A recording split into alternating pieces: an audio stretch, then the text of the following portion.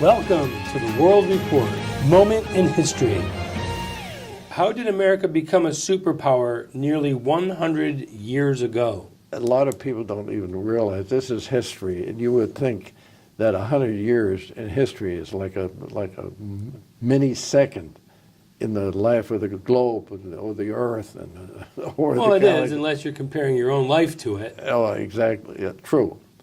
But it's interesting.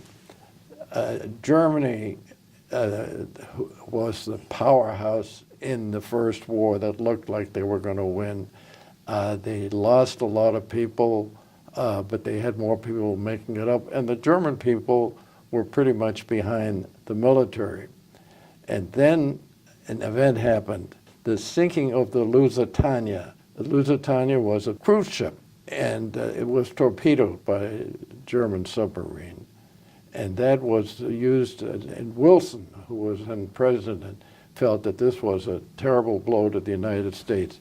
What he didn't know that the German ambassador had warned him that the Lusitania was carrying huge amounts of weaponry for the German army, and consequently, that's why they sank that ship.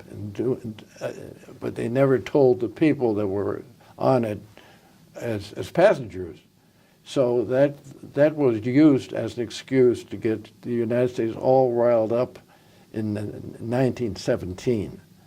And this caused the United States eventually to Enter the war. enter the war. I mean, they really declared war on Germany. That was pretty much based on what they thought was an attempt to destroy American property and so on. Well, fortunately, we had a very fine general by the name of Pershing.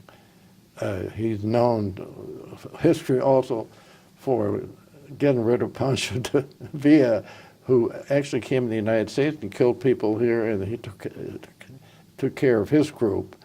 But the point is that he was a very independent guy, and he was sent to Europe among all the generals. He was in charge. And the French immediately, what had happened as late as early 1917, it looked like a standoff between the German, the Austro-Hungarian axis on one side, and then you had the British and the French and their allies on the other side, and it looked like it was going to be a standoff.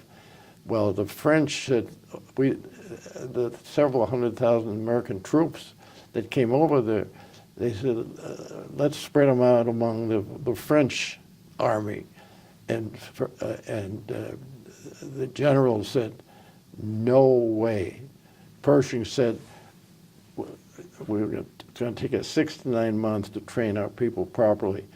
And then, 100 years ago, April of 1918, after the Germans had come very close to really breaking through the French lines, and this time going all the way to Paris, but they failed, and they lost a lot of people in that particular attack. So what happened was that then the Americans were ready, and they went to bat, and the Americans won 3 battles against the Germans.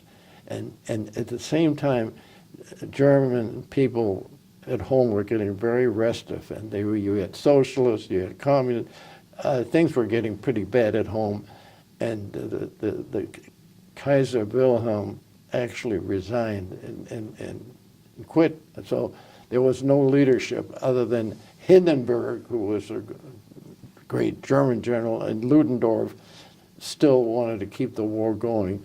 And German morale sank down, and finally decided they can't fight anymore because they figured the Americans were the one element that pushed it on the side of the Allies.